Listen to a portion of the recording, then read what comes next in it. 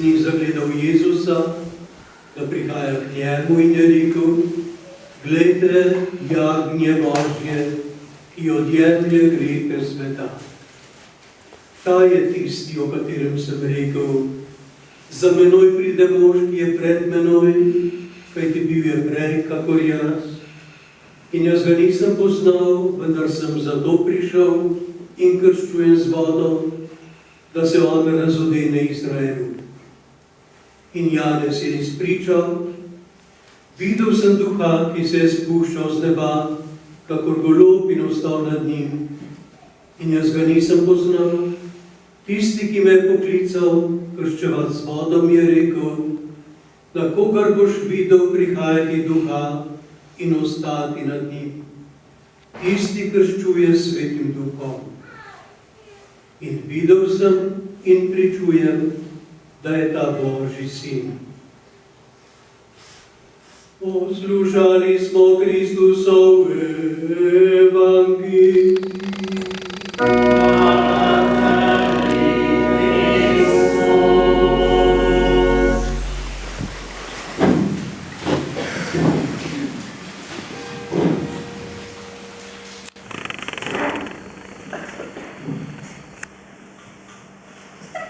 Današnji evangelij nadaljuje dogodek Jezusovega krsta pri Jordanu.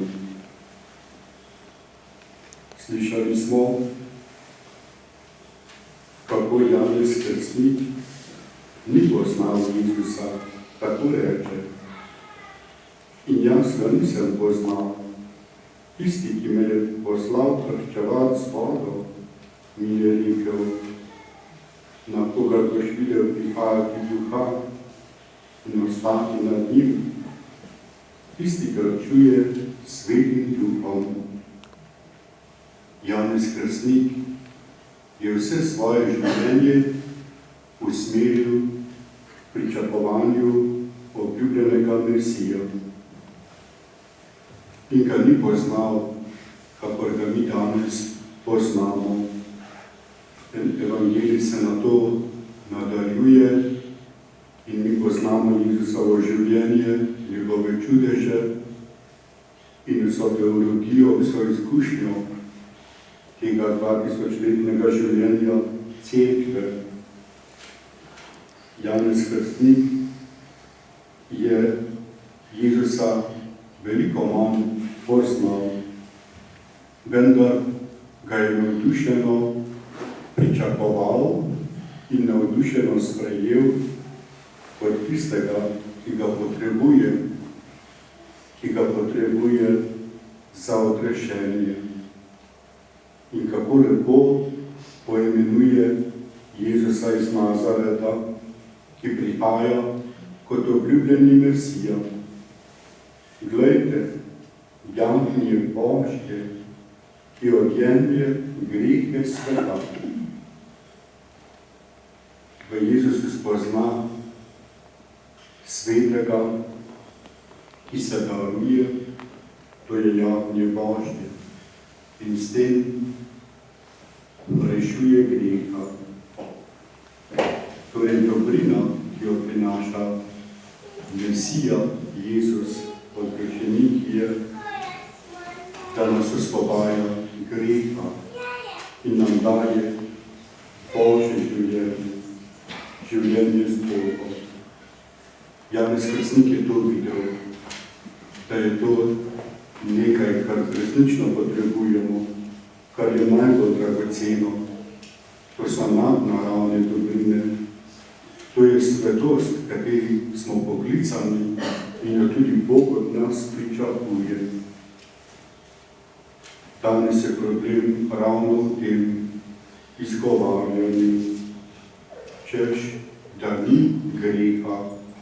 Katekizem našteva 7 glavnih grehov: napuh, lakomnost, nečistost, negorčljivost, požrešnost, jeza, lenoba.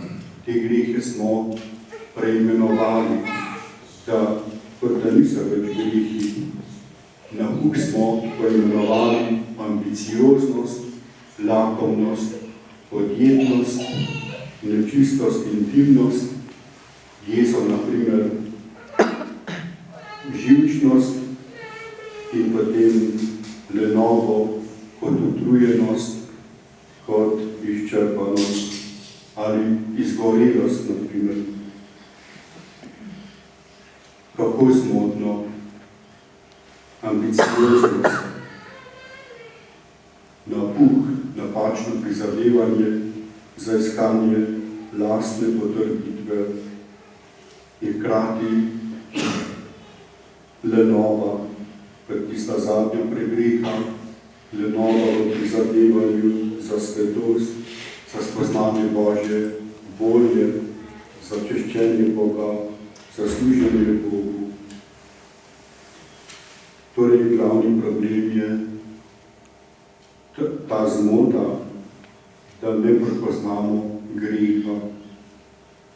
Premišljeval sem, kako prepoznati greh, ki ga ne vidimo, ki ga večina ljudi sploh ne vidi, kot da greh ne obstaja. Pretresen sem bil, ko sem na spletu našel članek, da je bilo v Sloveniji v zadnjih 70 letih, odkar je splav dovoljen, okrog 615.000 kirurških splavov, torej več kot 500 000 naših bratov in sester, ki se nikoli niso rodili zaradi kirurškega splava, prekinitve nosečnosti pred rojstvom. Naša vera uči prav nasprotno. V Rožnem vencu premišljujemo od začetka do konca o sprejemanju zemeljskega življenja, poslanstva materinstva in očetovstva in sprejemanju Božje milosti za večno življenje.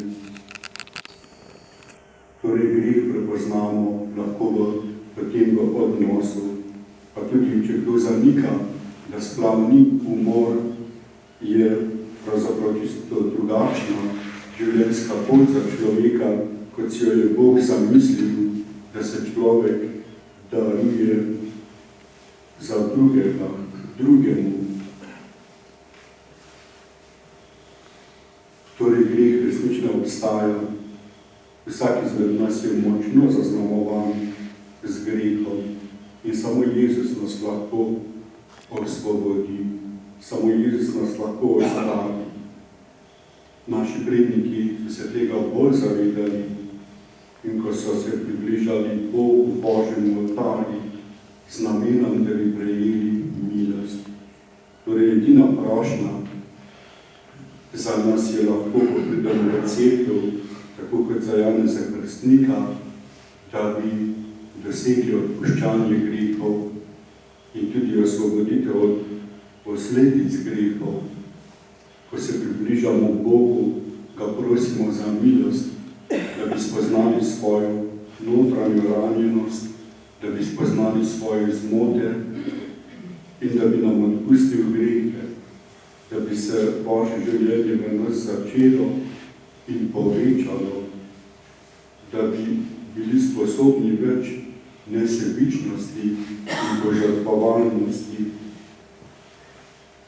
Zelo težko je prepoznati greh, ali je tisto, kar doživljamo, skušnjava, ali je pač neka resnična želja in potreba.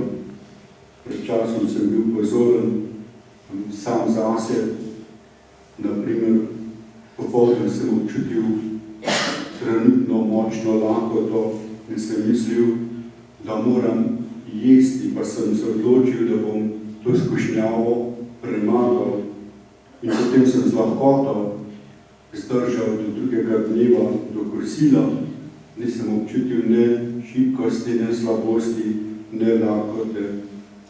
Potem sem prepoznal, ko moram tudi telesno težo nižati, da je bila to skušnjava. Torej, v različnih strasteh in občutkih resnično deluje skušnjava in nas ne vodi k pravemu cilju. To so različne skušnjave po več imetju, po različnih odločitvah. In kot sem že povedal, glede odločitve o nerojenem življenju, se potem tista odločitev pokaže, da so bili občutki in nameni in vsa dejanja pred tem greh. Ker človek ne sprejme potem odločitve, ki bi bila podobna Božji volji in narediti tako velik greh, drugemu vzeti življenje ali preprečiti živeti.